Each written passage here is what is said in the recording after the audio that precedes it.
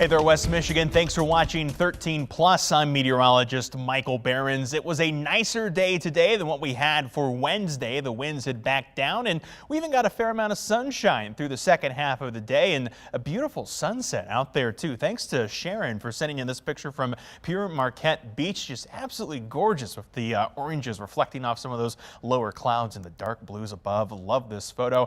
And of course, we always love to share your photos here at 13 on your side as well. And you can send them to me on social media. Meteorologist Michael Behrens on Facebook and at Mike Behrens WX on Twitter and on Instagram.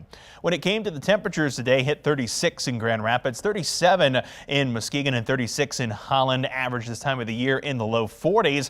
The temperature today inside our 3-degree guarantee, told you 34, hit 36, brings the accuracy streak to 6 days in a row with just 4 misses in the last month of forecasting. When it comes to your Friday, expect warmer temperatures. That's why 13 Weather Ball is lit up in red with warmer temperatures ahead. View of the 13 Weather Ball sponsored by Tullymore Golf Resort. As of about 9:30, temperatures were hanging around in the low 30s in West Michigan with wind chills in the 20s. Temperatures not going to go too much lower than this tonight as winds come out of the south. The wind speeds had picked up to 5 to 15, and that pattern continues as we head through the rest of the overnight and into the early part of Friday. We'll see wind gusts approach that 20 to 30 plus mile per hour range as we head toward midnight Thursday into early Friday. We'll see those wind gusts as high as 30 to 40 by early Saturday. Those winds will continue to be a problem as we head into Saturday morning as well, with winds still gusting 20 to 30 plus throughout most of the day on Saturday. So look forward to a windy second half of Friday and certainly Friday night into early Saturday. As far as the day planner goes, look for temperature down to 29 degrees in the overnight hours. Mostly clear skies and cool temperatures. Friday will warm to 47 with those winds pushing that high temperature till about midnight before we see it arrive. It's going to be a gradual rise in temperatures all day long Friday. Mostly cloudy with rain and snow chances coming in the overnight hours. Of course, that transition will happen as temperatures fall. You'll wake up on Saturday morning with a temperature near 32 falling as we head throughout the rest of the day, but the rain and snow chances should be confined to the morning with some sunshine coming out to end the day on Saturday. Big picture across the Great Lakes showed plenty of cloud cover starting to move in, but for the most part that cloud layer pretty thin and broken over West Michigan.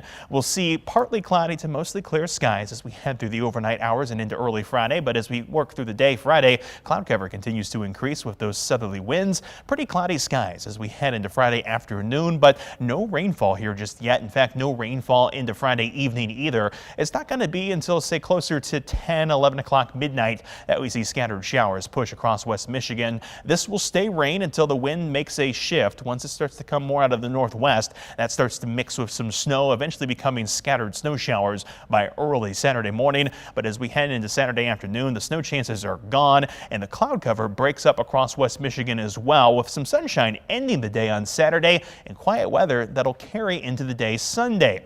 The weather doesn't stay quiet for long though. As we head past Sunday and into the early start of next week, another rain snow system starts to work its way toward West Michigan.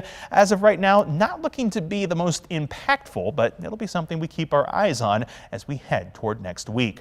Temperatures for the overnight hours and into the early part of Friday will be in the low 30s along the lake shore. Those temperatures a bit cooler for the inland counties, hanging around the upper 20s. We'll see temperatures around upper 20s to low 30s from Grand Rapids down to Kalamazoo as well. By the time we head throughout the day Friday, look for temperatures again rising all day long, reaching the highest point as we head toward midnight Friday into early Saturday, with 40s and 50s on the lakeshore. Windy conditions again developing. We'll be in the mid 40s and upper 40s for our northern zones, with upper 40s from Grand Rapids down to Kalamazoo. Again, those highs happening late in the day. 13 on your side, 10-day outlook. So we see temperatures falling again all day long on Saturday. Those temperatures will stay in the 30s for the rest of the forecast after we get past Friday. Rain and snow chances stick around Monday and Tuesday next week, with the best chance for snow right now looking to be next Wednesday. A little bit too early to say how impactful that will be, but you may see a little accumulation with that. Snow chances also wrapping up the 10-day.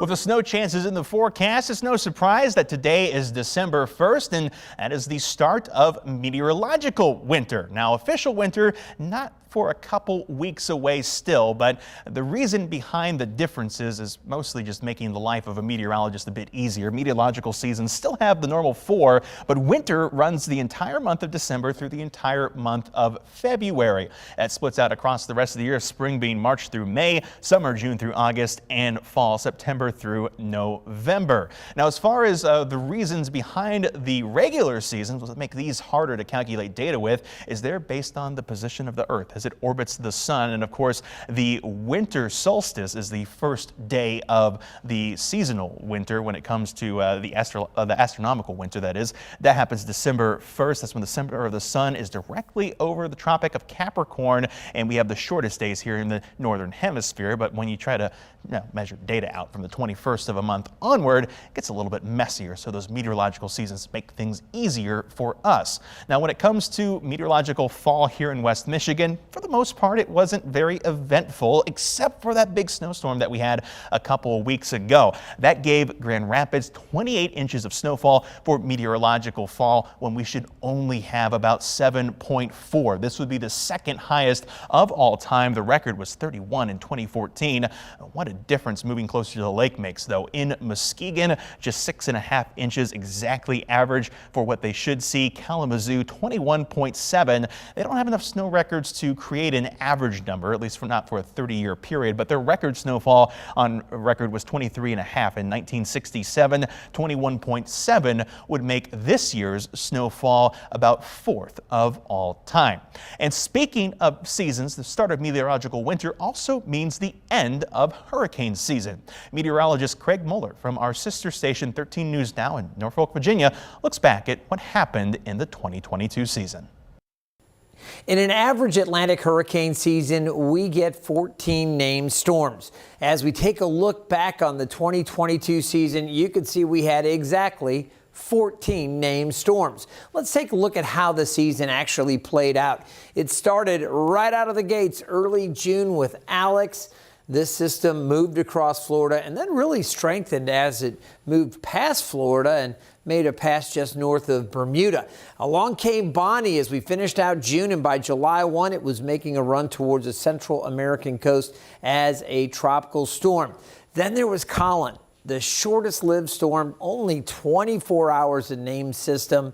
Quickly a tropical storm and then no more. It really had very little impact to our area, although it did produce some rain and a little bit of wind down along the Carolina coast. As we went later in the season, it was so quiet for the rest of July and August. Folks were asking, are we done with the hurricane season? What happened? Well, along came September and things started to pick up. We had several named storms. As a matter of fact, at one point it got very, very active. I'll show you late in September. But I wanted to point out Fiona here, September 16th, moving across the Lesser Antilles, making a run towards Puerto Rico and the Dominican Republic, moving over the Turks and Caicos, and then getting out, becoming a major hurricane. Fiona did a lot of damage. Take a look at this. September 23rd into the 24th, we had 4 named systems, 4 strong systems in the Atlantic basin. It was very active at that point, but it's this system I want to talk about, Ian. It was the deadliest hurricane, making landfall September 28th along the Florida coast as a Cat 4. That one produced rain into the mid-Atlantic region.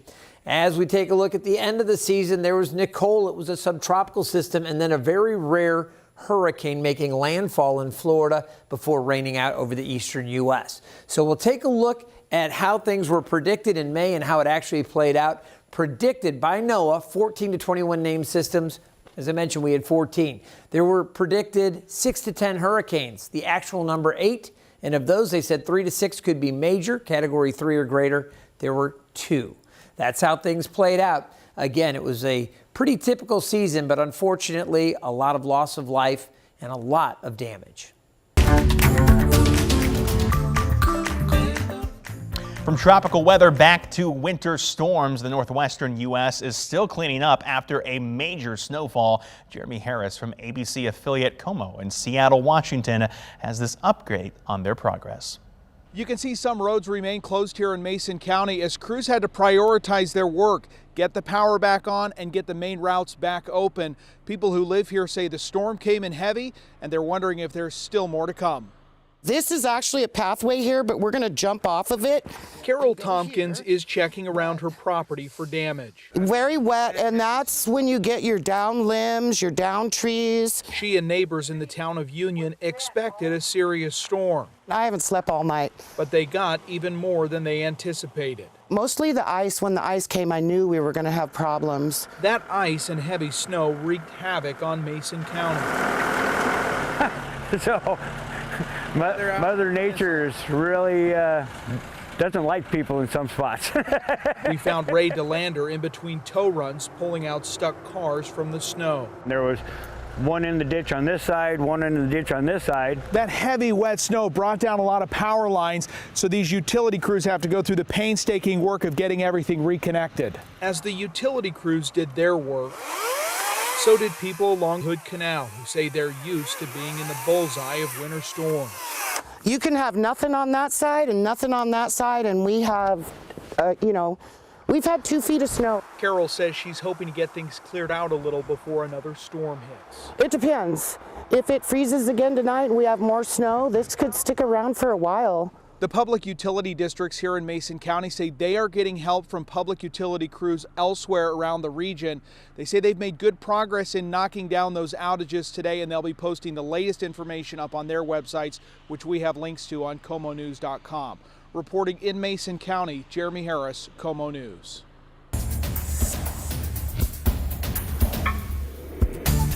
Finally tonight, let's head back out to Hawaii, where they remain on alert as the world's largest active volcano continues erupting. The lava flow from Mauna Loa is slowly making its way towards a key highway on Hawaii's Big Island. ABC News' Morgan Norwood has more on the impact. Mauna Loa's lava slowly sizzling towards civilization, with one of the Big Island's main arteries of transportation in its path. The steadily erupting volcano spewing lava towards the Daniel K. Inouye Highway, traveling at a speed of nearly 1 mile per hour. And as that flow reaches flatter land, it could slow down, but a breach could come as early as tomorrow. The terrain is what's slowing it down, there's no doubt about it. It's also getting more distant from the vent, so it cools. Mauna Loa is the world's largest active volcano, and it's erupting for the first time in nearly 40 years, painting the skies bright orange as the fiery lava bubbles over.